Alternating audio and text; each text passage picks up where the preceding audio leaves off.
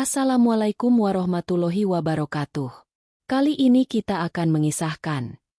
Namun sebelum itu, sempatkan tulis sholawat di kolom komentar supaya komentar itu menjadi saksi kita mendapatkan syafaat dari Rasulullah nanti di akhirat. Amin. Suasana di depan Ka'bah sore itu begitu khusyuk. Ribuan jamaah umrah berputar mengelilingi bangunan suci tersebut dalam tawaf yang hikmat. Di antara mereka, seorang wanita berhijab pink bernama Mama Dede tengah melangkah dengan anggun.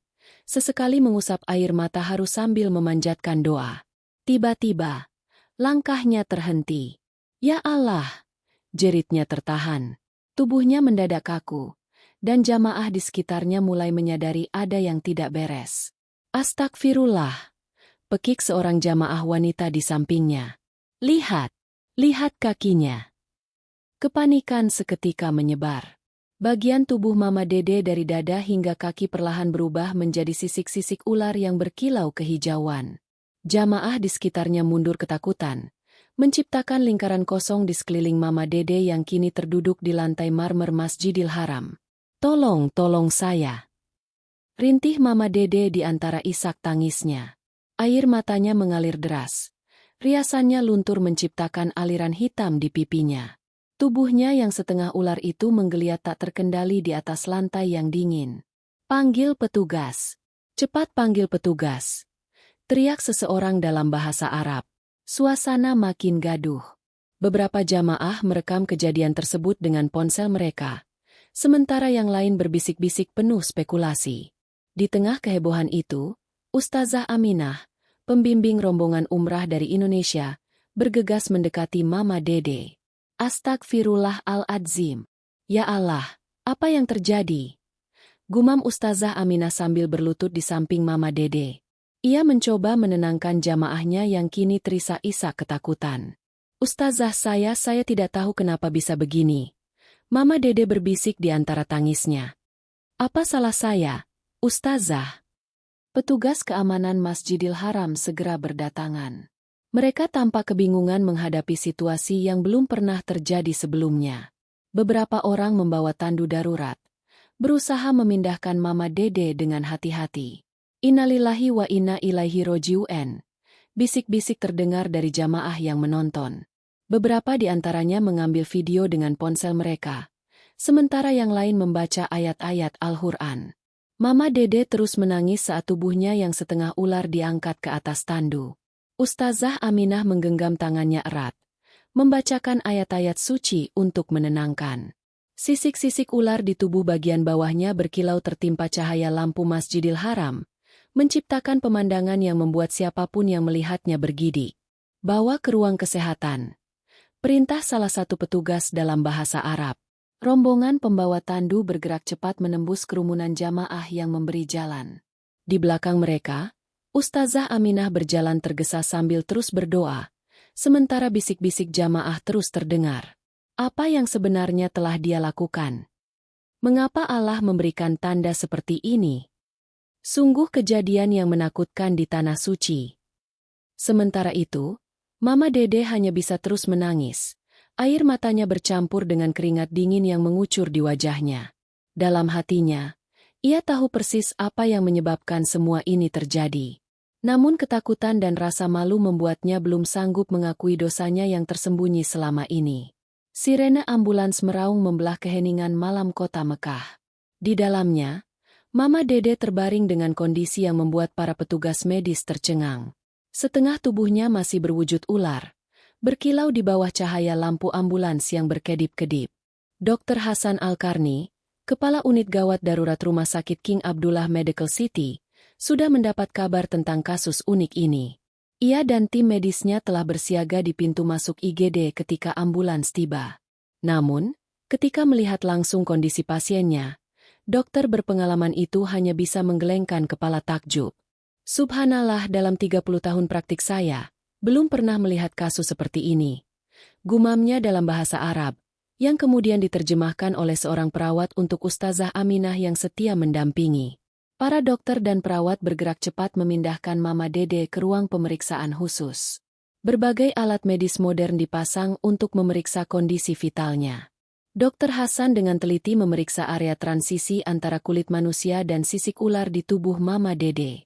Detak jantung normal, tekanan darah sedikit tinggi, suhu tubuh.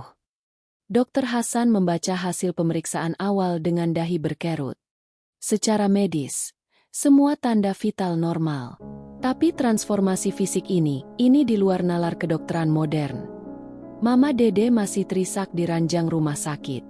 Air matanya tak kunjung berhenti mengalir, membuat Ustazah Aminah yang duduk di sampingnya ikut menitikan air mata melihat kondisi jamaahnya. "Ustazah," Mama Dede berbisik lirih, "Saya takut, saya sangat takut." "Bertawakallah kepada Allah, Mama Dede." Ustazah Aminah menggenggam tangan jamaahnya yang gemetar. Allah tidak akan memberikan ujian melebihi kemampuan hambanya. Tim dokter silih berganti melakukan berbagai pemeriksaan. Röntgen, CT scan, bahkan sampel darah diambil untuk analisis laboratorium. Setiap hasil pemeriksaan hanya menambah kebingungan para tenaga medis. Ini lebih dari sekadar anomali medis.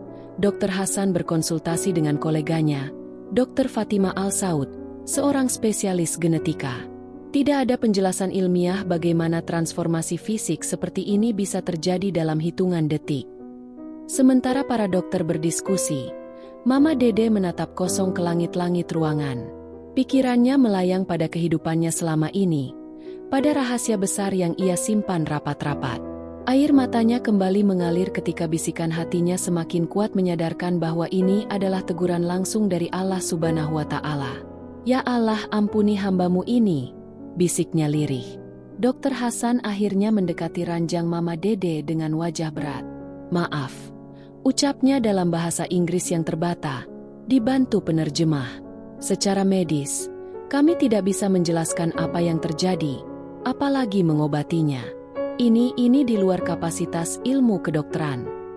Ustazah Aminah mengangguk paham.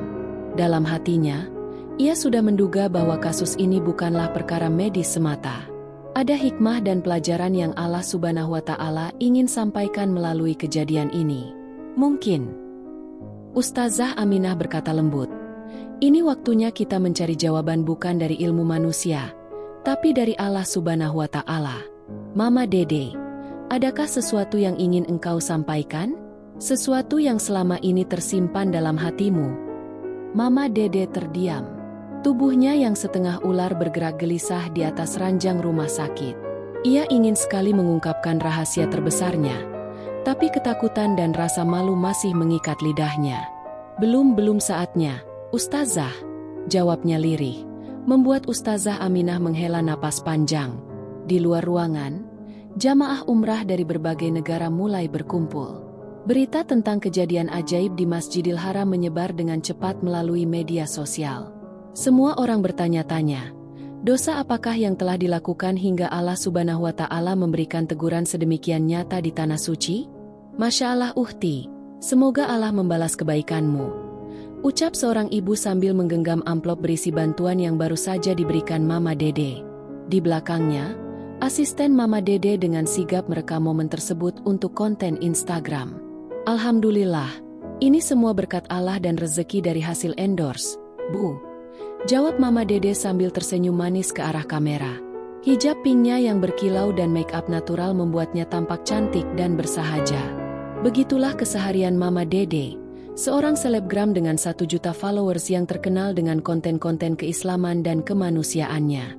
Setiap hari, feed Instagramnya dipenuhi dengan kegiatan sosial, ceramah singkat, dan gaya hidup Islami yang menginspirasi.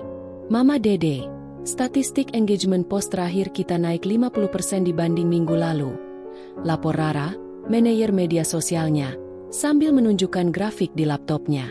Video sedekah ke panti asuhan kemarin viral, sudah direpost ribuan kali. Mama Dede mengangguk puas.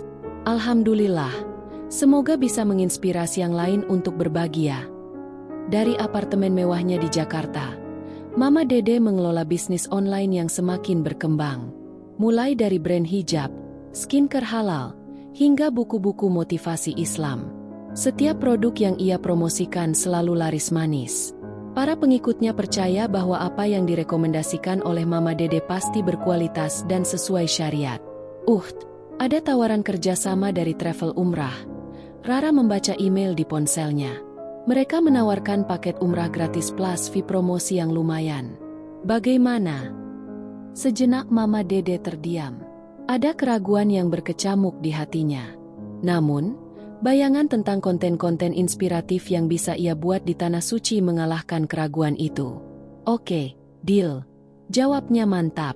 Siapkan konsep kontennya ya. Kita buat series. Journey to Makkah with Mama Dede. Pasti followers suka. Di balik layar kamera, Mama Dede sering menghabiskan waktu berjam-jam untuk memastikan setiap kontennya sempurna. Angle yang tepat, caption yang menggugah, dan timing posting yang ideal semua diperhitungkan dengan cermat. Mama Dede itu goals banget ya. Komentar seorang pengikutnya. Cantik, sukses, dermawan, plus religius. Masya Allah. Komentar-komentar positif seperti itu membanjiri setiap postingannya. Para pengikutnya mengidolakan sosoknya sebagai muslimah modern yang sukses tanpa melupakan nilai-nilai agama. Tak jarang, mereka meminta nasihat dan doa dari Mama Dede. Namun di balik kesuksesan dan pujian itu, ada rahasia besar yang ia simpan rapat-rapat. Setiap malam, ketika make up telah terhapus dan kamera telah dimatikan, Mama Dede sering termenung di depan cermin kamarnya. Ya Allah! Bisiknya lirih, memandangi refleksi dirinya dengan tatapan sendu. Air mata menggenang di pelupuk matanya, namun segera ia hapus. Besok masih ada banyak konten yang harus dibuat, dan air mata tak boleh merusak make-upnya. Keputusannya untuk umrah pun tak lepas dari pertimbangan konten. Followersnya sudah lama menantikan momen spiritual ini. Ia telah menyiapkan berbagai konsep foto dan video yang akan membuat kontennya viral. Kita akan update daily vlog dari Makkah. Instruksinya pada tim. Jangan lupa capture momen pas tawaf pertama. Terus sholat di Raudah. Pasti dapat views banyak. Tak ada yang tahu bahwa di balik persiapan konten itu, ada ketakutan yang menghantuinya. Ketakutan bahwa Allah Subhanahu wa Ta'ala akan membongkar rahasianya di Tanah Suci. Tapi ia mencoba mengabaikan firasat itu, tenggelam dalam kesibukan mempersiapkan konten-konten yang akan menghibur jutaan pengikutnya. Siapa sangka, perjalanan umrah yang awalnya direncanakan untuk konten semata, akan berubah menjadi momen yang mengungkap kebenaran yang selama ini tersembunyi. Di lobi hotel tempat rombongan umrah dari Indonesia menginap, suasana tegang menyelimuti para jamaah yang berkumpul. Video kejadian di Masjidil Haram telah menyebar dengan cepat melalui grup-grup WhatsApp, memicu berbagai spekulasi dan bisik-bisik di antara mereka. Naudzubillah min zalik, Bu Rahma, seorang jamaah berusia 60 tahun, menggeleng-gelengkan kepalanya. Pasti ada sesuatu yang sangat berat dosanya sampai Allah memberi teguran seperti ini di Tanah Suci. Di sudut lain lobi, sekelompok jamaah muda berbisik-bisik sambil menonton ulang video kejadian tersebut di smartphone mereka.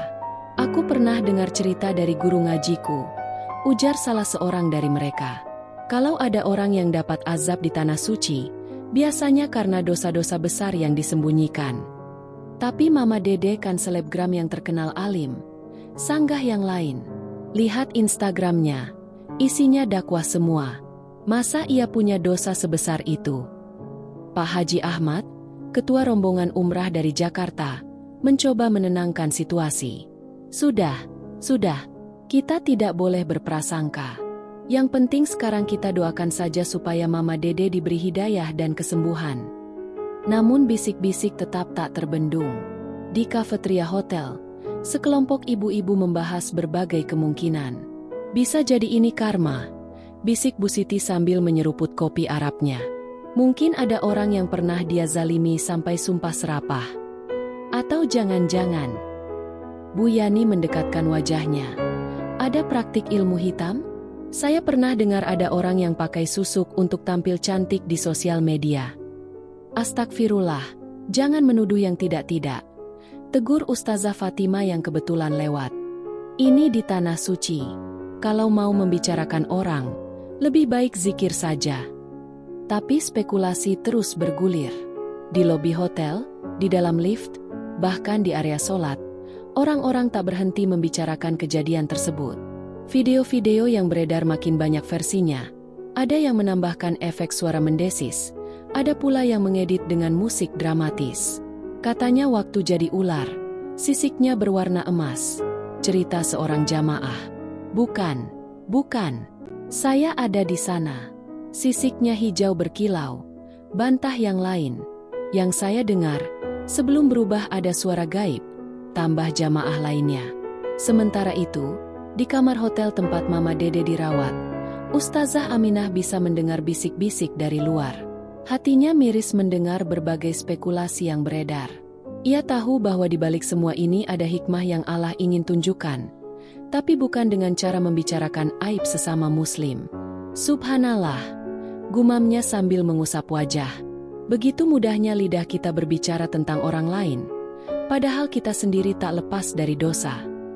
Di ranjangnya, Mama Dede masih terbaring dengan kondisi yang sama. Setengah tubuhnya yang berupa ular bergerak-gerak gelisah setiap kali mendengar suara bisik-bisik dari luar kamar. Air matanya mengalir tanpa henti. Mungkin bukan hanya karena kondisi fisiknya, tapi juga karena mendengar berbagai spekulasi tentang dirinya. Ustazah, panggilnya lirih. Mereka benar. Saya memang punya dosa besar. Ustazah Aminah mendekat, menggenggam tangan Mama Dede yang dingin dan bergetar. Kalau begitu, mungkin ini saatnya untuk membersihkan diri di tanah suci ini. Allah Maha Pengampun. Mama Dede, tidak ada dosa yang lebih besar dari rahmat-Nya. Di luar, matahari Mekah mulai terbenam, namun spekulasi dan bisik-bisik tak kunjung reda.